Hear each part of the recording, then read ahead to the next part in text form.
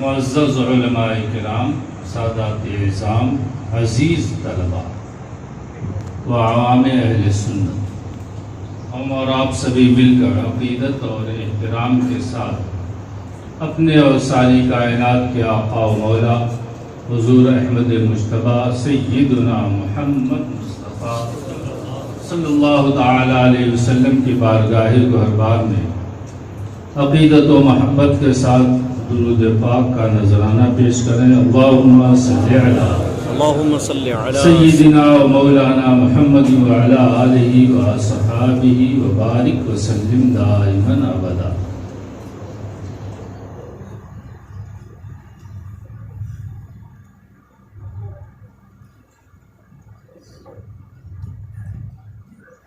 آج کی یہ متبرک محفل افتتاح بخاری شریف کے لیے ہے۔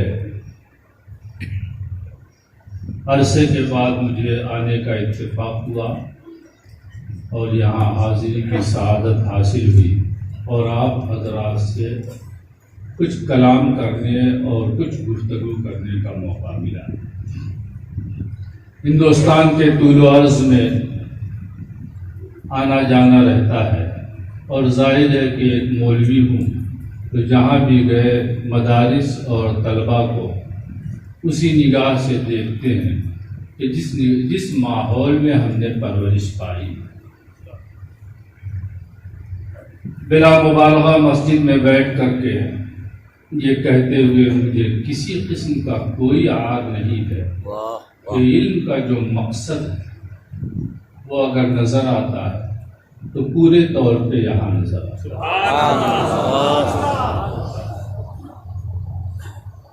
علم تو دو طرح کا ہوتا ہے، ایک وہ علم ہے علم لک حجہ و علم علیک حجہ، ایک وہ علم ہے کہ جو تمہارے لیے حجت ہے اور وہ ایک وہ علم ہے جو تمہارے خلاف حجت۔ سرور کائنات صلی اللہ تعالی علیہ وسلم نے ارشاد فرمایا، بلکہ دعا کرتے ہوئے فرمایا، اللہم انی اعوذ بک من علم لا ينتفع بہ، اے اللہ میں ایسے علم سے تیری پناہ مانگتا ہوں کہ جس علم سے نفع حاصل ہو اور جو علم والے کو نفع نہ ہو۔ اور سچ تو یہ ہے کہ علم حقیقت میں علم سفینہ مفید نہیں ہے جب تک علم سینہ نہ۔ ہمارے علماء موجود ہیں، ہمارے سامنے زیادہ طلباء ہی ہیں، اس لیے ہم درسگاہ کا ماحول زیادہ پیدا کریں۔ امام غزالی رحمۃ اللہ تعالی علیہ نے واضح طور پہ ارشاد فرمایا ہے کہ استاذ فاتح ہے، دروازہ کھول دیتا ہے، استاذ علم نہیں دیتا ہے، استاذ ہے کیا؟ دروازہ کھول دیتا ہے۔ یہ وہ علم ہے جو اللہ و رسول سے ہمیں ملا ہے۔ تو استاذ کیا ہے؟ بس صرف فاتح ہے، دروازہ کھول دیتا ہے۔ علم ملتا کسے ہے؟ اس کی تعریف صاحب مرقات نے کی ہے، مشکات کی شرح کرنے والے صاحب مرقات نے کی ہے کہ العلم نور مقتبس من مشکات انوار النبوت، نبوت کے روشن دان سے، چراغ دان سے، مشکات نبوت سے جو نور چھن چھن کر کے آ رہا ہے اسی کا نام ہے۔ استاذ نے دروازہ کھول دیا، اب آپ استاذ کے پاس اس طریقے سے رہیں کہ استاذ آپ کے دل کا دروازہ کھول دے اور پھر بارگاہ نبوت میں ایسے مؤدب ہو کہ فیض وہاں سے آ کر کے آپ کے سینے میں جذب ہو۔ تو یہی علم نافع ہے، یہی علم آپ کے لیے دنیا میں بھی مفید ہے، یہی آخرت میں بھی مفید ہے۔ علامہ اقبال نے کہا ہے، نہ کتابوں سے، نہ کالک سے، نہ در سے پیدا، علم ہوتا ہے بزرگوں کی نظر سے۔ انشاءاللہ تعالی جیسے جیسے یاد آتا جائے گا میں بزرگوں کے واقعات و حالات سناتا جاؤں گا۔ ذہن میں تو یہ لے کے آیا تھا کہ میں ذرا حدیث کے اوپر کچھ بیان کروں، مگر اب یہ بات چل پڑی ہے اور سامنے طلبہ نظر آ رہے ہیں تو میں ان کی مناسبت سے یہ بات کروں کہ جب علم اسے کہتے ہیں، علم حاصل کیسے ہوتا ہے؟ صرف پڑھنے سے علم حاصل نہیں ہوتا ہے۔ لہذا ہمارے طلبہ اس بات کو ذہن میں رکھ لیں، اس بات کو ذہن میں رکھ لیں، کیونکہ امام بخاری کا ایک واقعہ سنا دوں پھر اس کے بعد یہ بات میں کہتا ہوں۔ آپ کو معلوم ہے ہر سال ختم بخاری پہ امام بخاری کے حالات آپ سنتے رہتے ہیں، واقعات سب آپ کے ذہن میں ہیں، اور اگر میں وہی بات کہوں گا تو آپ کہیں گے کہ ہادہ متاعنا ردت الینا، یہ تو پرانی بات ہے جو مولانا لے کر کے آئے ہیں، واقعات آپ سنتے رہتے ہیں۔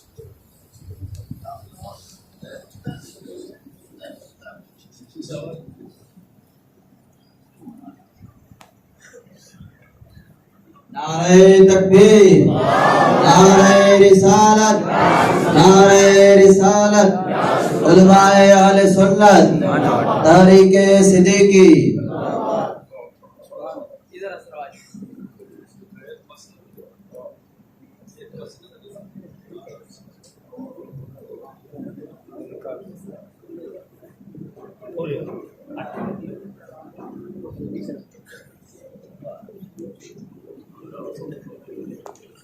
تشریف رکھیں سب۔ یہ درود پاک پڑھنے اللہم صلی علی سیدنا و مولانا محمد وعلی آلہ و صحابہ وبارک وسلم دائما ابدا۔ تو جو بات چل پڑی ہے اور سامنے طلبہ نظر آ رہے ہیں تو اب اسی منہج پہ میں چل رہا ہوں، تو کہہ رہا ہوں کہ امام بخاری رحمۃ اللہ تعالی کے حالات میں آپ نے سنا ہوگا، علماء نے پڑھا ہوگا کہ علم حدیث حاصل کرنے کے لیے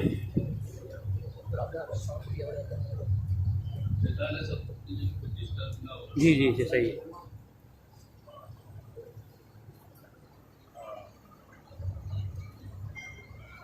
آپ نے بے پناہ سفر کیا، نہ جانے کتنے سفر کیا، معلوم ہے سفر میں مشقتوں کا حال کیا تھا۔ جنگل کی جڑی بوٹیاں کھا کر کے آپ نے دن گزارے ہیں، بھوکے رہے ہیں، جنگل کی جڑی بوٹیاں کھائی ہیں، اور پیشاب کرتے تھے تو خون آ جاتا تھا۔ علم آسان تھوڑی نہ ہے، علم انبیاء کرام کی وراثت ہے، اور انبیاء کرام کی وراثت ہے تو اشد البلاء الانبیاء ثم الامثل فالامثل، سب سے زیادہ دنیا میں آزمائش انبیاء کی ہوتی ہے، پھر جو رتبے میں جتنا بڑا رہتا ہے۔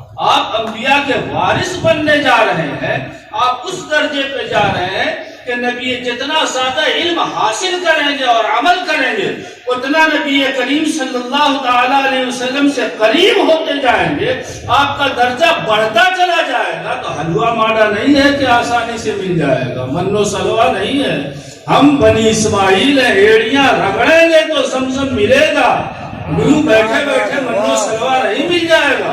عالم یہ ہوگا کہ رات رات پر پے علم چون شمع باید خدا کہ بے علم نہ جوا خدا را شناخت، جس طرح موم بتی جلا تو رات بھر وہ جلتی رہتی ہے تب روشنی پھیلاتی ہے، اسی طریقے سے راتوں رات جاگ کر کے آپ کو علم حاصل کرنا ہوگا، تب کہیں جا کر کے آپ کو کچھ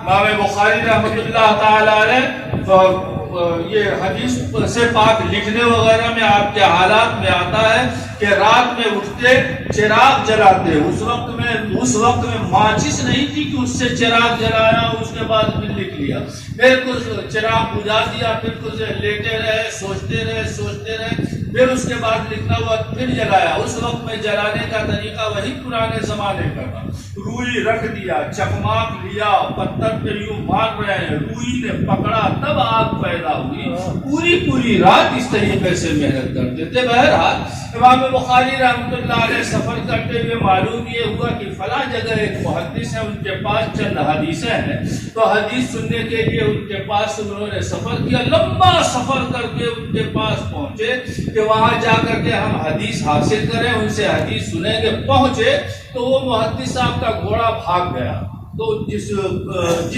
جھولی میں گھوڑے کا چارہ رکھتے ہیں وہی دکھا کر کے گھوڑے کو بلا رہے ہیں، تو گھوڑے نے جب دیکھا کہ وہ جھولی ہے جس میں چارہ رہتا ہے، دانا رہتا ہے، تو وہ گھوڑا آیا پکڑ لیا۔ امام بخاری رحمۃ اللہ تعالی علیہ نے جھانک کر کے دیکھا تو جھولی میں کچھ نہیں تھا، جھولی میں چارہ وغیرہ کچھ نہیں تھا۔ الٹے قدم لوٹے اور واپس جانے لگے. محدث صاحب نے پوچھا صاحبزادے کہاں آئے تھے اور کہاں جا رہے ہو؟ کہا حضور سنا تھا آپ کے پاس کچھ حدیثیں ہیں اور حدیث سننے کے لیے اتنا لمبا سفر کر کے میں آیا تھا اور اب میں واپس جا رہا ہوں. کہا کیوں بغیر سیکھے ہوئے کیوں جا رہے ہو؟ آؤ میں تمہیں حدیثیں سکھاتا ہوں. کہا حضور یہ سرور کائنات کی حدیث ہے ان ھذا العلم دین فانظروا عمن تاخذون دینکم. یہ علم دین ہے دنیا نہیں ہے. پہلے دیکھ لو تم کس سے علم حاصل کر رہے ہو. حضور یہ سرور کائنات کی حدیث ہے اور اس کے اوپر دین کا دار و مدار ہے. جو جانور کو دھوکہ دے سکتا ہے وہ بخاری کو بھی دھوکہ کو بھی دھوکہ دے سکتا ہے. میں ایسے شخص سے حدیث حاصل نہ کروں گا کہ جو لوگوں کو جانوروں کو دھوکہ دیتا ہے. اتنی احتیاط ہمارے علماء نے ہمارے محدثین نے کیا ہے. کیوں کیا ہے؟ اسی سے یہ بات سمجھ میں آ رہی ہے کہ بہت زیادہ علم کی ضرورت نہیں ہے, نور علم کی ضرورت. سبحان اللہ سبحان اللہ. ہمارے طلبا اس بات کو ذہن میں رکھیں کہ اس بات کو نہ دیکھیں فلاں جگہ بڑی اچھی تعلیم ہو رہی ہے, فلاں جگہ بہت زیادہ پڑھایا جا رہا ہے, فلاں جگہ کا عالم بہت بڑا عالم ہو گیا. یہ دیکھو نور علم کہاں ہے. جہاں تمہیں نور علم ملے گا خدا کی قسم اگر مختصر بھی ہوگا تو تمہاری دنیا بھی سنوارے گا, تمہاری آخرت. نعرہ تکبیر, نعرہ رسالت, نعرہ رسالت, نعرہ رسالت. عرس صدیقی الجامعۃ الصدیقیہ سوجا شریف. سبحان اللہ سبحان اللہ سبحان اللہ. اور یہ علم ہمیں یہاں نظر آ رہا ہے. یاد آیا موطا امام مالک ہیں, لڑکے پڑھتے ہیں موطا امام مالک.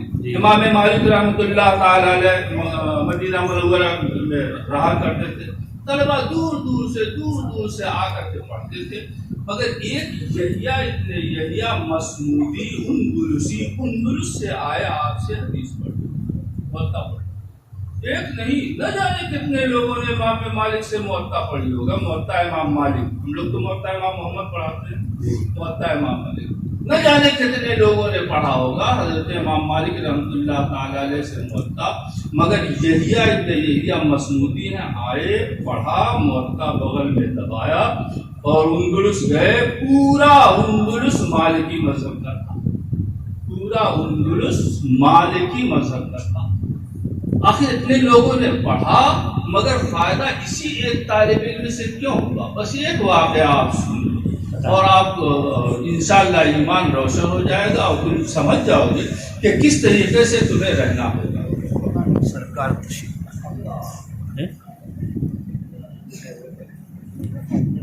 پیر صاحب کے ولایت تشریف لا رہے ہیں. بیچ میں راستہ رکھیں بیچ میں آنے کے لیے. پیچھے ہٹ کے کھڑے رہیں. بول ماشاء اللہ.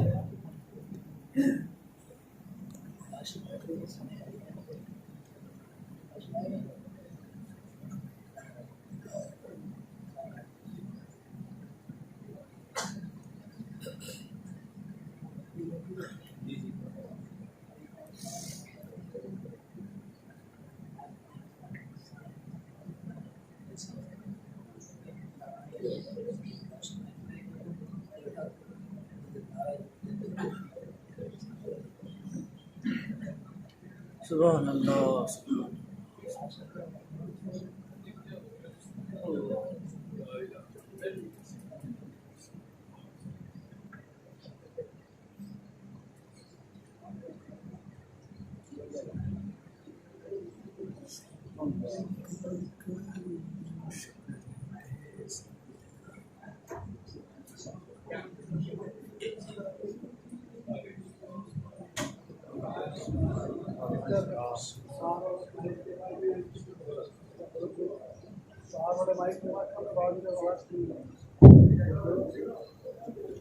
ہلو. صلی اللہ علی النبی وآلہ صلی اللہ علیہ وسلم. صلاۃ و سلام علیک یا رسول اللہ صلی اللہ تعالی علیہ وسلم. صلی اللہ علی النبی وآلہ صلی اللہ علیہ وسلم. صلاۃ و سلام اللہ.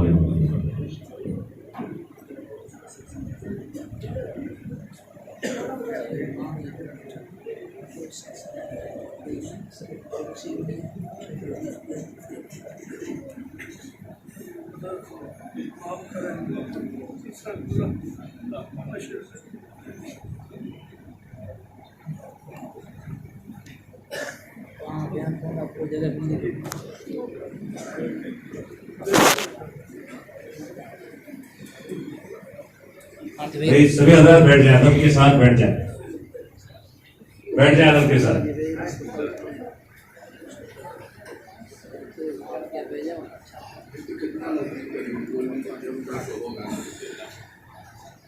اب حضرت آپ چالو رکھیں.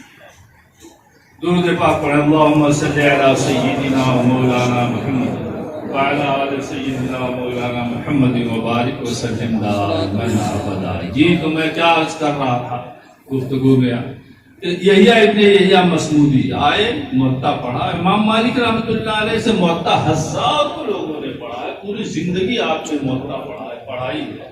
یحییٰ ابن یحییٰ مصمودی اندلس سے آئے، پڑھا، پڑھنے کے بعد آپ گئے اور پورے کے پورے اندلس کو آپ نے مالکی بنایا. امام مالک رحمۃ اللہ تعالی علیہ کے مذہب میں بس صرف ایک بات آپ سن لیجیے.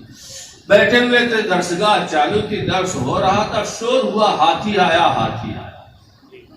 تمام طلبہ اٹھ کر کے چلے گئے ہاتھی دیکھنے کے لیے. یہ یحییٰ یہاں پہ بیٹھے رہ گئے. امام مالک نے فرمایا بھائی تمہارے ملک میں ہاتھی ہوتا نہیں ہے، تم بھی جاؤ ہاتھی دیکھاؤ. جواب سنیے، کہتے ہیں حضور میں اتنی دور سے آپ کو دیکھنے کے لیے آیا ہوں، ہاتھی دیکھنے کے لیے نہیں آیا. سبحان اللہ، سبحان اللہ.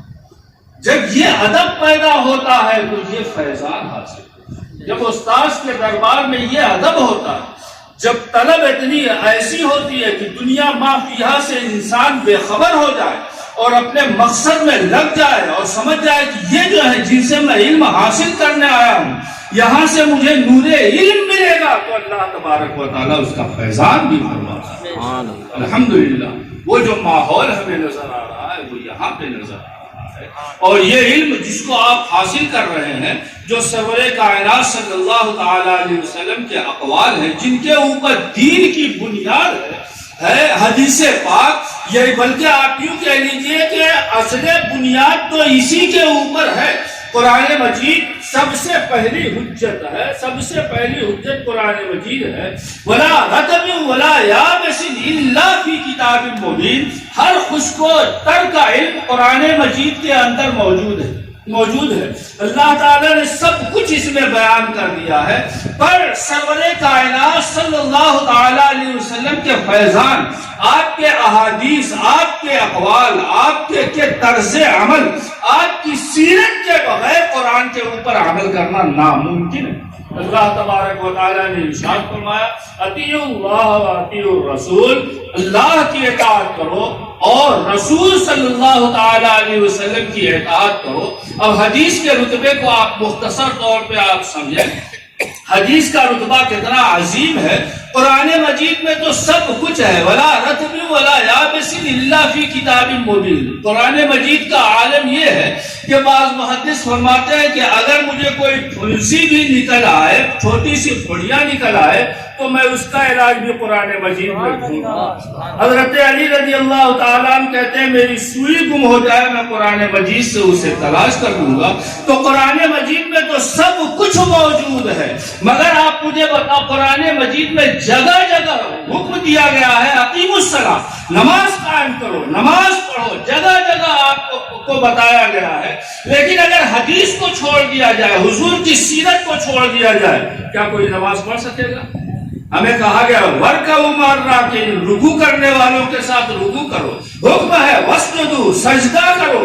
لیکن کیسے کرو؟ آؤ دیکھو سرور کائنات صلی اللہ تعالی علیہ وسلم تشریف فرما ہے، صحابہ کرام موجود ہیں. ایک صاحب آئے، کنارے پہ نماز پڑھی، جلدی جلدی نماز پڑھی، جانے لگے. آپ نے آئے، آ کے سلام عرض کیا، ارشاد فرمایا قم فصلی فإنک لم تصلی، اٹھو نماز پڑھو، تم نے تو نماز پڑھی ہی نہیں، گویا تم نے نماز پڑھی ہی نہیں. وہ اٹھے، انہوں نے پھر پڑھا. یہ وہ ہیں کہ جن کی زبان میں قرآن نازل ہوا، یہ وہ ہیں کہ جنہوں نے قرآن کو سمجھا ہے، یہ وہ ہیں جنہوں نے وَرْكَعُوا مَعَ الرَّاكِعِينَ بھی پڑھا ہے، جنہوں نے وَاسْجُدُوا بھی پڑھا ہے.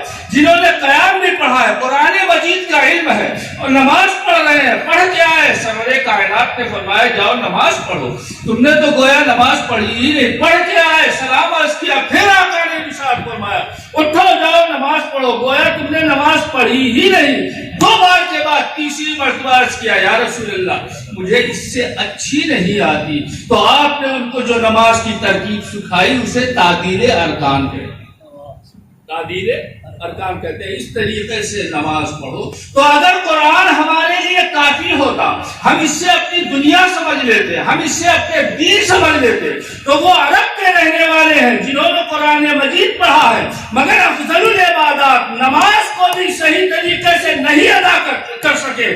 پتہ چلا کہ نماز بھی اگر ہمیں صحیح طریقے سے ادا کرنا ہے، اللہ کی عبادت کرنا ہے، تو سرور کائنات کی اس حدیث میں جب تک عمل نہ ہوگا کہ سلو کما رأیتمونی اصلی، جیسے مجھے نماز پڑھتے ہوئے دیکھو ایسے نماز پڑھو، تب تو اللہ کی اطاعت ہوگی، ورنہ اللہ کی اطاعت نہ ہو سکتی۔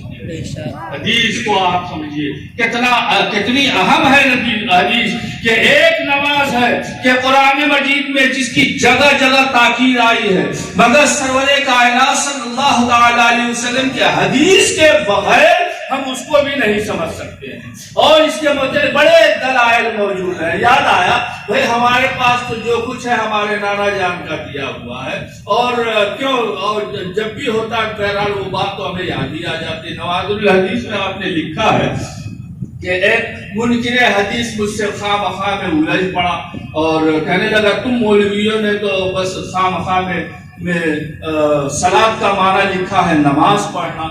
یہ کہا ہے قرآن عربی زبان میں نازل ہوا ہے، اس کو لغت سے سمجھنا چاہیے۔ نماز کے معنی دعا کے ہوتے ہیں، صلاۃ کے معنی دعا کے ہوتے ہیں، تو اقیم الصلاۃ کا مطلب یہ ہے کہ پابندی سے دعا کیا کرو۔ اقیم الصلاۃ کا مطلب یہ ہے کہ پابندی سے تم لوگ دعا کیا کرو۔ یہ نماز پڑھنا کہاں آتا ہے؟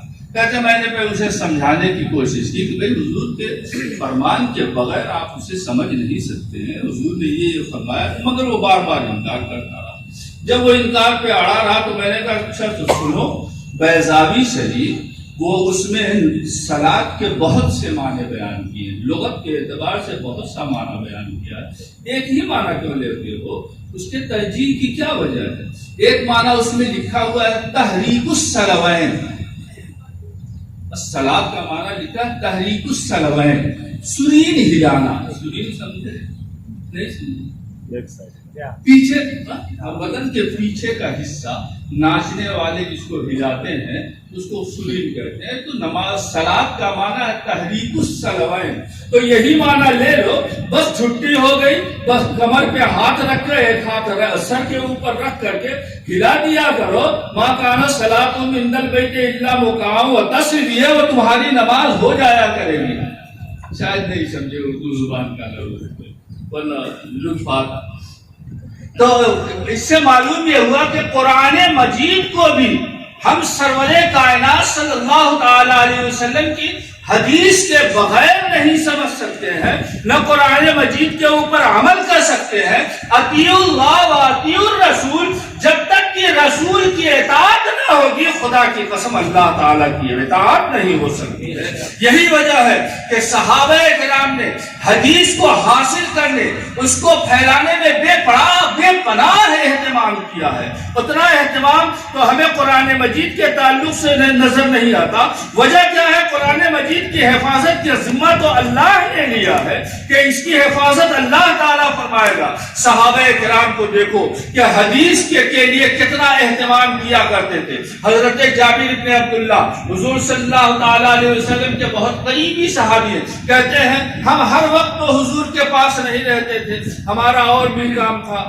گھریلو کام تھا، کھیتی باڑی کا کام تھا، تو حضور کی جو حدیث اور جو معمولات ہم سے رہ جاتے تھے تو جو حضور کے پاس رہا کرتے تھے ان سے ہم پوچھ کر کے سن لیا کرتے تھے اور یاد کر لیا کرتے تھے۔ اتنا اہتمام حدیث پاک کے لیے خود صحابہ کرام اتنا زیادہ اہتمام کیا کرتے تھے. حضرت عمر رضی اللہ تعالیٰ حدیث ایرا جب آپ تفصیل سے پڑھیں گے تو اس سے معلوم ہوگا کہ حضرت عمر رضی اللہ تعالیٰ کے ایک پڑوسی انصاری تھے, باری مقرر کر رکھا تھا. حضرت عمر رضی اللہ تعالیٰ نے ایک دن تم جاؤ گے مسجد نبی, دن بھر حضور صلی اللہ تعالیٰ علیہ وسلم کے ساتھ رہو گے, جو کچھ دیکھو گے جو کچھ سنو گے آ کر کے مجھ سے بتاؤ گے. ایک دن میں جاؤں گا, تم اپنا کام دھام کرو گے, وہاں جو کچھ ہوگا جو دیکھوں گا آ کر کے میں تم سے بتاؤں گا.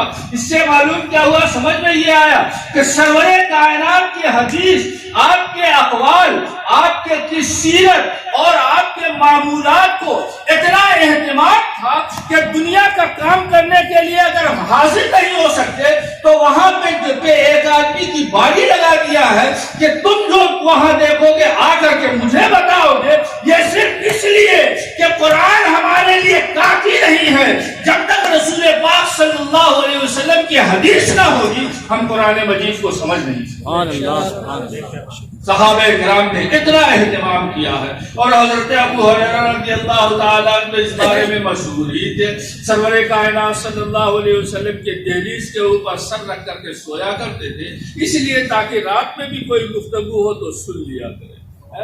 مشہور ہے, سب سے زیادہ حدیث روایت انہوں نے کی ہے حضرت ابو ہریرہ رضی اللہ تعالیٰ عنہ. بعض لوگوں نے کہنا شروع کیا, یار تم ہی سب سے زیادہ رہے ہو, 7 ہجری میں تو آئے ہو مدینہ منورہ اور پھر یہاں پہ رہے, تم سے بزرگ صحابہ موجود ہیں, ان کو اتنی حدیثیں یاد نہیں ہیں, تم کو اتنی زیادہ حدیثیں یاد ہیں. انہوں نے وجہ بتائی تو وہ تو تفصیل جائے گی کہ وجہ بتائی اس کی وجہ کیا ہے. مگر ایک صاحب نے جو بہت زیادہ تنگ کیا تو کہا اچھا ذرا مجھے یہ تو بتاؤ کہ عشاء میں حضور صلی اللہ تعالیٰ علیہ وسلم نے پہلی رکعت میں کون سورت پڑھی ہے, دوسری رکعت میں کون سورت پڑھی ہے. بائیں بائیں شائع ہو گئے. کہا مجھے تو نہیں معلوم. کہا بس فرق یہی ہے, تم نماز پڑھتے ہو, تمہارا دھیان کہیں اور رہتا, باغ میں رہتا ہوگا, بال بچوں میں رہتا ہوگا, تجارت میں رہتا ہوگا. ابو ہریرہ کا حال یہ ہے کہ کچھ نہیں, پیٹ بھرا اور پھر حضور صلی اللہ تعالیٰ علیہ وسلم کے لب مبارک کو دیکھتا ہے, آپ کے چہرے کو دیکھتا ہے, آپ کی سیرت کو دیکھتا ہے, آپ کے اٹھنے بیٹھنے کو دیکھتا ہے. یہ ہے, مجھ سے سنو ایسا کہ پہلی رکعت میں فلاں سورت پڑھی تھی اور دوسری رکعت میں فلاں سورت. یہ صحابہ کرام کا اہتمام. جب صحابہ کرام کا یہ اہتمام ہے اور سرور کائنات صلی اللہ تعالیٰ علیہ وسلم کے زمانے میں احترام ہے. آپ نے سنا ہوگا حضرت عبداللہ ابن عباس رضی اللہ تعالیٰ کے والد گرامی حضرت عباس رضی اللہ تعالیٰ حضور صلی اللہ تعالیٰ علیہ وسلم کے چچا. کہا بیٹا مجھے حضور دن میں جو کرتے ہیں, سرور کائنات آقا دن میں جو کرتے ہیں وہ تو ہم دیکھتے ہیں, اس کے اوپر عمل کرنے کی کوشش کرتے ہیں, اس کی اطاعت کرنے کی ہم کوشش کرتے ہیں, پر رات میں کیا کرتے ہیں یہ ہمیں نہیں معلوم. اور ہمیں حکم دیا گیا ہے اطیعوا الرسول, رسول کی اطاعت کرو. میں چاہتا ہوں میری زندگی کا لمحہ میرا دن بھی اور میری رات بھی سب گزرے تو سرور کائنات صلی اللہ تعالیٰ علیہ وسلم کی سیرت کے مطابق گزرے, آپ کے طریقے پر گزرے. تو دن تو میں ویسے گزارتا ہوں جیسے ہمارے آقا گزارتے ہیں, جیسے سرور کائنات گزارتے ہیں. رات کیسے گزارتے ہیں؟ تمہارے خالہ کے ہاں جب حضور صلی اللہ تعالیٰ علیہ وسلم کی باری ہو تو وہاں جاؤ اور جا کر کے دیکھو جو حضور کرتے ہیں وہ دیکھ کر کے آؤ, مجھے بتاؤ تو میں ویسا ہی کروں گا. پھر ایک لمبی حدیث ہے جو بخاری شریف میں موجود ہے. بتانا وہ صرف اتنا ہے کہ صحابہ کرام کو سرور کائنات کی حدیث کا مطلب یہ کہ آپ نے جو فرمایا, آپ نے جو کیا, آپ کے سامنے جو کہا گیا اور خاموش رہے, آپ نے اس پر اعتراض نہیں کیا. یہ تمام کی تمام بات ہے ہمیں حفظ ہونا چاہیے تاکہ ہم اپنی زندگی بھی گزاریں تو ٹھیک اسی طریقے سے گزاریں اور ہمارا کوئی بھی کام اطیعوا الرسول کے خلاف نہ ہو. یہ اگر معلوم ہوگا تو حدیث پاک سے معلوم ہوگا. ایک محدث ہے کہ ان کے سامنے تربوزہ لایا گیا تو انہوں نے تربوزہ نہیں کھایا, زندگی بھر انہوں نے تربوزہ نہیں کھایا. پوچھا گیا کیوں آپ تربوزہ نہیں کھاتے؟ کہا یہ تو مجھے معلوم ہے کہ حضور صلی اللہ تعالیٰ علیہ وسلم نے تربوز تناول فرمایا ہے, مگر کیسے تناول فرمایا ہے یہ روایت ابھی تک میرے پاس نہیں پہنچی. میں نہیں چاہتا کہ میں تربوز کھاؤں اور خلاف سنت کھاؤں، تربوز زندگی بھر نہ کھانا، اس کا مزہ نہ چکھنا، یہ تو گوارا ہے، مگر تربوز خلاف سنت کھا لوں یہ مجھے گوارا نہیں۔ یہ حدیث پاک کا یہ اہتمام آپ بخاری شریف پڑھائی جا رہی ہے اور وہ بڑے اہتمام سے لکھی گئی ہے، ہر سال کتنے اہتمام سے لکھی گئی ہے، آپ اس کو سنتے رہتے ہیں، مگر صحابہ کرام نے بھی کتنا اہتمام کیا ہے اس کو بھی آپ دیکھیں۔ اور ہمارے طلبہ جو ہمارے سامنے ہیں، میں نے ان کو بتایا کہ کس طریقے سے آپ کو علم کے لیے لگنا ہے۔ آپ کو ایک مثال میں آپ کو دے دوں کہ کتنا اہتمام کرتے تھے۔ حضرت عبداللہ ابن عباس رضی اللہ تعالیٰ حضور صلی اللہ علیہ وسلم کے چچا کے بیٹے ہیں، آپ کے چچیرے ہیں، چچا کے بیٹے ہیں، اور آپ کی خالہ حضرت میمونہ ہے، تو حضور سے کتنا قرب ہے، کس قدر قرب ہے۔ حضور صلی اللہ علیہ وسلم کے وصال کے بعد انہوں نے ایک انصاری سے کہا آؤ یار، جو حضور صلی اللہ تعالیٰ علیہ وسلم نہیں رہے تھے، جو بوڑھے بوڑھے صحابہ ہیں، چلے ہم اور چل کر کے ہم ان سے پوچھیں کہ اور حضور صلی اللہ تعالیٰ علیہ وسلم کی حدیث، آپ کے اقوال، آپ کے افعال ان سے ہم سنیں اور سن کر کے ہم یاد کریں۔ تو انصاری نے جواب دیا ہاں میاں کیا کرو گے، بوڑھے بوڑھے صحابہ ہیں، تم اگر پوچھ کر کے سب سے یاد بھی کر لو گے اور ہم یاد بھی کر لیں گے تو ہم نئی عمر کے چھوکرے ہیں، بوڑھے صحابہ کی موجودگی میں ہمیں کون پوچھے گا۔ آج ہم بھی تو یہی سوچتے ہیں کہ بڑے آپ پڑھ کر کے بڑے مولانا ہو جائیں گے تو حضرت کے سامنے ہماری کیا قدر ہوگی۔ ایسا ہی جواب گویا اس انصاری نے دیا تھا کہ یار بڑے بڑے صحابہ موجود ہیں، اگر تمام حدیثیں سن کر کے یاد بھی کر لیا تو پھر ان کی موجودگی میں ہمیں کون پوچھے گا۔ یہ تصور کیا ہونا چاہیے؟ جو پڑھو اللہ کے لیے، جو پڑھو اللہ کے لیے پڑھو خدا اور رسول کے لیے پڑھو گے تو خدا کی قسم اس کا فیضان دیکھو گے، اور اگر تم خدا اور رسول کے لیے نہیں بلکہ دنیا کے لیے پڑھو گے تو یہی علم ہے کہ علیہ کا حجت تمہارے خلاف حجت۔ لہذا آج ہی سے حدیث نیت ابھی حضرت پڑھائیں گے، آج ہی سے اپنی نیت درست کر لو، کیونکہ تم وہ چیز حاصل کرنے جا رہے ہو، وہ پڑھنے جا رہے ہو جو تم کو نبی کریم صلی اللہ تعالی علیہ وسلم سے قریب تر کرتا چلا جائے گا۔ جس کا جتنا ادب کرو گے، جتنا اہتمام کرو گے، سرور کائنات کی نگاہ عنایت کا عالم وہ ہوگا کہ جو امام بخاری رحمۃ اللہ تعالی علیہ کے حالات میں آپ پڑھتے ہو، کتنی مشقتیں برداشت کی، کتنی پریشانیاں برداشت کی۔ اس راہ میں تو پریشانیاں آئیں گی، یہ نہ سمجھو کہ یہ پھولوں کی سیج ہے، بلکہ یہ عشق نہیں آسان، یہ عشق نہیں آسان، تو جس کو سمجھتا ہے ایک آگ کا دریا ہے اور ڈوب کے جانا ہے۔ جو علم میں جتنا زیادہ بڑھتا جائے گا اور جتنا عمل کرے گا اتنا ہی زیادہ مخالفتوں کا سامنا کرنا پڑے گا، دوسروں کی جانب سے مشقت آئے گی، اپنوں کی جانب سے بھی حسد آئے گا، اور اسے مصیبتوں کا سامنا کرنا ہی کرنا پڑے گا۔ امام بخاری کا رتبہ آپ نے سنا ہے، وصال ہوا، مشک کی خوشبو آ رہی ہے آپ کے قبر انور سے، مگر حال کیا ہوا؟ بخارا میں گئے، گورنر نے کہا ہمارے لڑکے کو اکیلے پڑھایا کرو، صاف کہہ دیا سرور کائنات کی حدیث ہے، میں اس کو رسوا نہ کروں گا، اکیلے نہ پڑھاؤں گا۔ یہ علم سرور کائنات نے عام فرمایا ہے، اس میں گدا اور بادشاہ دونوں برابر ہیں۔ عام کے ساتھ اگر بیٹھ سکے تو بیٹھے، ورنہ بخاری پڑھانے والے ادب کرو تو ایسا ادب کرو کہ کچھ بھی ہو جائے، چاہے جتنی مشقت آ جائے، مگر سلف صالحین کے اس منہج سے نہ ہٹو گے تو حاصل کیا ہوگا؟ بخارا سے نکالے گئے، وہ بخارا نیشا پور گئے، وہاں علماء نے، کسی اور نے فتنہ نہیں کیا، علماء نے فتنہ کیا، ارے یار ان کا اجتہاد تو یہ ہے، ارے یار وہ بکری کا دودھ پی لینے کے اوپر وہ رضا ثابت کر دیتے، ارے یار یہ عوام کو ابھار دیا، عوام تو کل انعام ہوتے ہی ہے، ان کو بخارا میں آنے نہ دیا، یہ عوام نے سلوک کیا، یہاں سے نکالے گئے، وہاں سے نکالے گئے، وہاں لوگوں نے فتنہ کیا، لیکن سرور کائنات کی حدیث کا پورا اہتمام کیا، اہتمام میں ذرہ برابر کمی نہ کی، تو عالم یہ ہوا کہ جب وصال کا وقت ہوا تو سرور کائنات استقبال کے لیے خود موجود۔ جو اپنی اپنی گلی میں وہ روادار صدا ہو جو بھیک لیے راہ گدا دیکھ رہا ہو. آتا ہے فقیروں پہ انہیں پیار کچھ ایسا خود بھیک دے اور خود کہے مقتا کا بھلا. سبحان اللہ سبحان اللہ. تو یہ سرور کائنات صلی اللہ تعالی علیہ وسلم کی وہ حدیث کہ جس کو کا اہتمام ہمارے بزرگان دین نے اس طریقے سے کیا. خیر وہ انصاری صاحب تو اپنے کام میں لگ گئے، مگر حضرت عبداللہ ابن عباس رضی اللہ تعالیٰ انہوں نے علم حاصل کیا. وہ بوڑھے صحابی ہیں، ان کے پاس گئے اور جا کر جاتے ان سے احادیث سنتے اور اس کو یاد کرتے. اور سنو حاصل کرنے کا طریقہ کیا تھا. یہ ہیں کون؟ حضور کے قریبی ہیں نا، چچا کے بیٹے ہیں نا، بہت قریبی ہیں. بوڑھے صحابہ بھی تو ادب کرتے ہیں، احترام کرتے ہیں. آپ کو واقعہ معلوم ہے، پرنالہ نکال دیا تھا حضرت عمر رضی اللہ تعالیٰ. حضرت عباس نے کہا کہ حضور صلی اللہ تعالیٰ علیہ وسلم نے میرے اپنے کاندھے پہ مجھے کھڑا کرا کر کے اس کو لگایا تھا.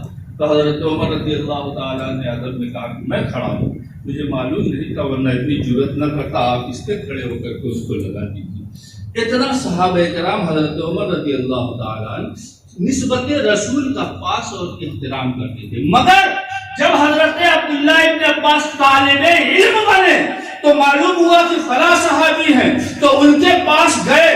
دوپہر کے وقت میں پہنچے، دروازہ بند ہے، دروازہ کھٹکھٹایا نہیں، ان کو بلایا نہیں. وہی آتا ہے، حالات میں آتا ہے، وہی چوکھٹ کے اوپر سر رکھ دیا اور وہیں پہ لیٹ گئے اور اس وقت تک لیٹے رہے جب تک کہ وہ خود نکل کے نہ آئے. ہوا چلتی، گرد و غبار سے بدن اٹھ جاتا، مگر بلانے کی جرات نہ کرتے. یہ استاذ کا ادب ہے جو عبداللہ ابن عباس کا. سبحان اللہ سبحان اللہ. اور وہ جب اپنے معمول کے مطابق گھر سے نکلتے اور دیکھتے عبداللہ ابن عباس ہے، ادب سے کھڑے ہو جاتے. ارے حضور، آپ کو کوئی ضرورت تھی تو آپ نے ہمیں آواز کیوں نہیں دیا؟ آپ نے دروازہ کیوں نہیں کھٹکھٹایا؟ آپ انتظار کیوں کر رہے ہیں؟ تو عبداللہ ابن عباس کا جواب ہوتا، ہاکذا امیرنا، استاذ کے ساتھ ادب کا ہمیں اسی طرح حکم دیا گیا ہے کہ استاذ کا دروازہ نہ کھٹکھٹاؤ، یہ بے ادبی ہے. انتظار کرو، وہ آئے گا تو تمہیں علم آتا ہے. سبحان اللہ. نعرہ تکبیر، نعرہ رسالت، علماء اہل سنت، جامعہ صدیقیہ. سبحان اللہ. جب یہ ادب ہوتا ہے تو یہ فیضان ہوتا ہے. تو یہ آپ یوں جواب دیتے، ہمیں استاذ کا یوں ادب کرنے کے لیے کہا گیا ہے، اسی لیے ہم انتظار کر رہے تھے. وہ صحابی رسول فوراً آداب بجا لاتے، ہاتھ چومتے، پیشانی چومتے اور کہتے ہاکذا امیرنا، نسبت رسول کا احترام کرنے کا ہمیں اس طرح سے حکم دیا گیا ہے. آپ حضور کے چچا کے صاحبزادے ہیں، لہذا ہمارے سر آنکھوں کے اوپر ہے. اور پھر وہ عالم ہو گیا حضرت عبداللہ ابن عباس رضی اللہ تعالی عنہ کا. حبر الامہ ہو گئے، حبر الامہ ہو گئے، اللہم معلم الکتاب کا مظہر ہو گئے. اور جب آپ کے علم کا خوب چرچا ہو گیا تو وہ انصاری جن کو آپ نے اپنا ساتھی بنانے کے لیے پیشکش کیا تھا، وہ افسوس سے کہنے لگے، ہائے میں نے اگر عبداللہ کا ساتھ دیا ہوتا تو آج بھی یہ حال ہوتا کہ بوڑھے لوگ آ کر کے میرے قدموں پہ بیٹھ گئے اور مجھ سے یہ حدیث. میرے عزیز طلبہ، یہ حدیث اور یہ علم حاصل کرنے کا طریقہ یاد رکھو. علم کو کبھی اپنے لیے وبال نہ بنانا، بلکہ علم کو ہمیشہ اپنے لیے حجت بنانا. اور یہ حاصل ہوتا ہے انہی آداب کی وجہ سے حاصل ہوتا ہے. ہمارے علماء جانتے ہیں، بلکہ انہی کو دیکھ لیجیے. حضرت لیث ابن سعد، حضرت لیث ابن سعد، ان کے حالات میں آتا ہے کانا افقہ من مالک، کانا افقہ من مالک. حضرت امام مالک سے کہیں بڑھ کر کے فقیر. ان کے حالات میں آتا ہے کانا افقہ من مالک، صاحب مذہب بھی تھے، مگر ان کا مذہب کا ماننے والا کوئی ہے نہیں ہے نا. امام مالک کی بہت دنیا میں موجود ہیں. ذرا امام مالک کی سیرت پڑھو. پوری زندگی مدینہ منورہ میں رہ گئے، کبھی بول و براز نہیں کیا. آسان بات ہے، آسان بات ہے. پوری زندگی رہ گئے. گھوڑے اعلیٰ نسل کے موجود ہوتے تھے، کہتے تھے مالک سرور کائنات کے مدینہ کو گھوڑے کی ٹاپ سے رو دے گا، یہ اس سے جرات نہیں ہو سکتی. پوری زندگی رہے، کبھی بول و براز نہیں کیا. یہ ادب کیا ہے، اسی ادب کا نتیجہ ہے، اسی ادب کا نتیجہ ہے کہ حضرت لیث بن سعد کا مذہب تو نہ پھیلا مگر امام مالک رحمۃ اللہ تعالی علیہ کا مذہب آج دنیا میں جاری ہے اور قیامت تک جاری رہے گا. یہ نتیجہ ہے تو اس ادب کا نتیجہ ہے سرور کائنات صلی اللہ تعالی علیہ وسلم کے دربار کا ادب. درود پاک پڑھیں. اللهم صل على سيدنا شفيعنا بخاری شریف کو دیکھ لیجئے، ترمذی شریف کو اگر فقہ کی حسن ترتیب کے اعتبار سے اور دوسری خصوصیات کے اعتبار سے دیکھا جائے یعنی فنی اعتبار سے دیکھا جائے تو بخاری سے بڑی عظیم نظر آتی ہے. ابو داؤد کو فقہ کی حسن ترتیب کے اعتبار سے دیکھا جائے تو بخاری کے اوپر فائق نظر آئے گی اور بھی بہت سی خصوصیات. مگر امام بخاری کو سب سے زیادہ شہرت حاصل ہے، سب سے زیادہ برکت حاصل ہے. سبھی لوگ یہ جانتے ہیں اور سنا ہے کہ ختم بخاری قبولیت دعا کے لیے اکسیر ہے، آج سے نہیں زمانے سے. حضرت تقی الدین دقیق العید رحمت اللہ تعالی علیہ بڑے زبردست عالم ہیں، بڑے زبردست صوفی ہیں. ان کے زمانے میں تاتاریوں کا حملہ تھا. تاتاری مملکت اسلامیہ کو تباہ کرتے چلے جا رہے تھے. شام کے اوپر حملہ ہونے والا تھا. علماء اکٹھا ہوئے. بخاری شریف کا ختم کر کے ہم دعا کرتے ہیں کہ اسلامی لشکر کو اللہ فتح عطا فرمائے، تاتاری شکست کھا جائے. علماء اکٹھا ہوئے، انہوں نے بخاری شریف کو پڑھنا شروع کیا. پڑھتے رہے، بس چند صفحات رہ گئے تھے، اس کو چھوڑ دیا کہ جمعہ کا دن مبارک ہے، اس دن میں ہم ختم کریں گے. جمعہ کا دن ابھی نہیں آیا تھا. تقی الدین دقیق العید رحمت اللہ تعالی علیہ آئے. کعبے کو علماء کرام اکٹھا ہو کر بخاری شریف کا پڑھ رہے تھے، اس کو ختم کر رہے تھے. اس لیے اور اس نیت سے پڑھ رہے تھے کہ ختم کے دن دعا کیا جائے گا کہ اسلامی لشکر کو فتح ہو. کیا ہوا؟ ختم کیا یا نہیں کیا؟ لوگوں نے بتایا حضور بس صرف چند صفحات رہ گئے ہیں، جمعہ کا انتظار ہے، اس متبرک دن میں اس کو ختم کر کے دعا کیا جائے گا. آپ نے فرمایا اس کی برکت سے اللہ تبارک و تعالیٰ نے اسلامی لشکر کو فتح عطا فرمایا. اسی کی برکت سے اللہ تعالیٰ نے اسلامی لشکر کو فتح عطا فرمایا. موبائل تو تھا نہیں اس وقت میں، ہے نا، یہ تو ولایت کی کرامت تھی کہ جان لیا تھا.